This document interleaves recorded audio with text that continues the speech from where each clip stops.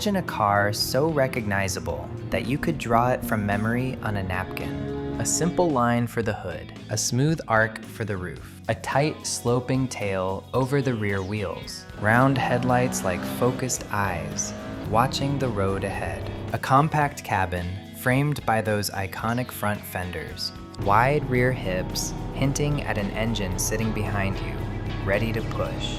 For more than half a century, the Porsche 911 has kept this basic shape alive. Other sports cars change face completely every few years. The 911 evolves slowly, almost carefully, as if each designer knows they are touching something sacred. Some people say Porsche is stubborn. Others say they simply got it right very early and chose to refine instead of restart. There are newer, faster, and more exotic cars on the market. But when you see a classic 911 in traffic, your eyes go to it first. Today on Timeless Treasures, we are going behind that familiar silhouette to understand why this rear-engine sports car refuses to die and why its story is still not finished. To understand the 911, you have to go back to the car that came before it, the Porsche 356. It was small, light, and simple. A rear-engined coupe that did not rely on huge horsepower to make an impact. Instead, it combined low weight, sharp handling, and reliability. In the 1950s, it climbed mountains, raced on circuits, and quietly built a reputation among drivers who cared more about feel than numbers. By the early 1960s, the world was changing. Highways were getting faster. Customers wanted more space, more comfort, and more performance. Porsche needed a new car, but they did not want to lose the soul of the 356. The answer was the 911. Taller glass for better visibility, more room inside for passengers, a stronger flat-six engine in place of the old four-cylinder, and a cleaner, more modern shape. But one thing did not change. The engine stayed at the back. It was a risky decision. Most car makers believed a front engine was the only sensible layout. Porsche chose to double down on the rear. That single decision would shape the way the 911 looks, drives, and feels for generations to come.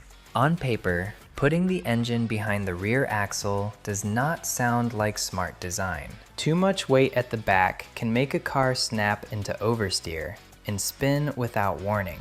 But Porsche treated that layout like a puzzle to be solved, not a mistake to correct. They adjusted suspension geometry, tire sizes, and weight distribution. They experimented with wider rear tires, stiffer rear springs, and carefully tuned damping. Each small change helped the car stay more stable, more predictable, and more confidence-inspiring. The result was a very unusual balance. At low speed, the car could feel light at the front. At the limit, it demanded respect and technique. But in the hands of a skilled driver, the 911 danced. Traction out of corners was superb. On slippery roads, the weight over the driven wheels helped it dig in where others struggled. The shape of the car is a direct expression of this engineering.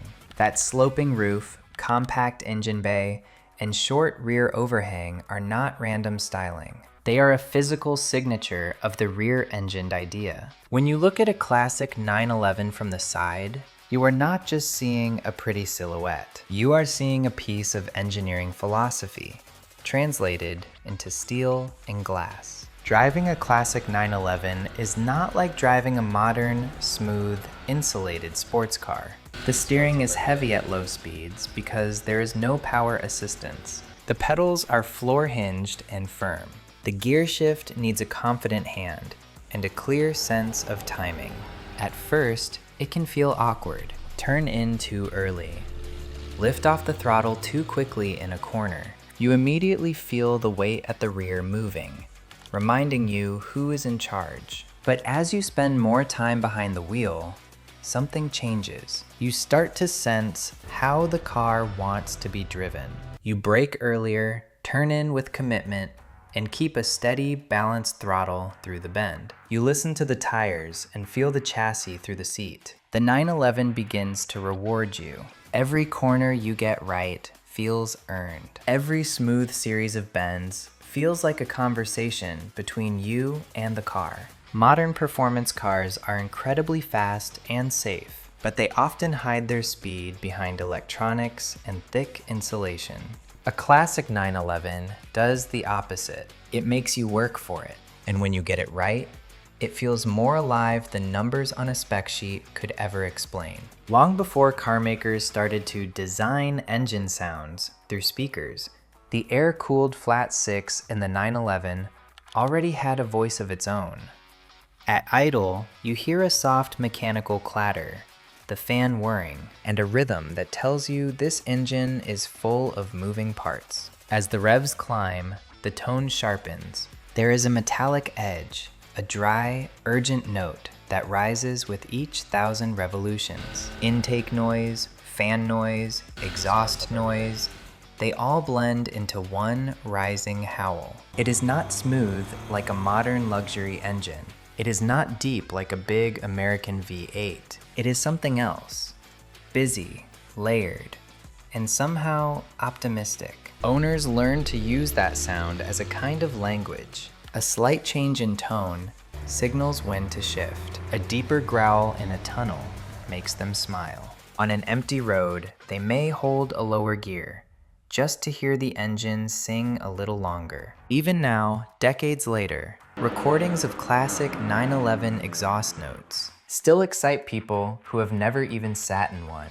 That is what a real mechanical voice can do. It leaves an echo that outlives the technology that created it. If you line up a 911 from the 1970s, one from the 1980s, one from the 1990s, and a more modern one, you will see big changes. Bumpers grow, safety improves, power goes up. Air-cooled engines give way to water-cooled designs, and interiors become more refined. Each generation has its own fans and its own controversies. Every time Porsche updated the car, some people said they ruined it. But when you step back and look at the entire timeline, you notice something remarkable. The proportions stay familiar. The view over the front fenders still frames the road in the same way. The engine is still at the back, even when everything else in the industry shifted toward front engines and crossovers. Porsche managed to add technology, comfort, and safety without cutting the thread that connected each 911 to the next. It is a slow evolution, not a series of disconnected products. That is why a driver who grew up with an early air-cooled car can still recognize the character of a later, more modern one. They may prefer one era over another, but they are still speaking the same automotive language. The 911 did not earn its reputation only on public roads. Its legend was hammered into place on racetracks and rally stages. Stripped out, lightweight versions attacked famous circuits. They ran through the night in long endurance races, their headlights cutting through rain and darkness, their flat six engines screaming for hours at a time. On twisty tarmac and gravel rallies, the rear-engined layout that looked strange on paper became an advantage in the hands of brave drivers. Traction out of slow corners, stability on loose surfaces, and incredible reliability helped it bring home trophies. Every victory told a simple story. This was not just a stylish sports car for rich city streets. It was a serious tool that could survive the hardest conditions. Fans saw the same silhouette on television and then spotted it in their own neighborhoods. Owning a 911 meant driving a car that shared its DNA with real race winners, not just marketing slogans. That connection between road and track still feeds the myth today. Over the years, the 911 moved from being just a very good sports car to becoming a cultural symbol. It appeared in films, on magazine covers, and later in countless social media posts. People began to recognize not just the brand, but the specific silhouette of the car. In some cities, a 911 parked outside a cafe became a quiet sign of taste and success. In others, it stayed a tool for people who valued driving feel above status. Then came the rise of online auctions and global markets. Collectors and enthusiasts from around the world started competing for the best preserved air-cooled cars. Prices climbed. Projects that were once affordable became serious investments. Some owners chose to keep their cars completely original. Others commissioned custom builds and resto mods, turning their 911s into rolling pieces of personal art. There is debate about whether the rising values are good or bad. Do they protect these cars or push them out of reach? One thing is undeniable: the demand shows no sign of disappearing.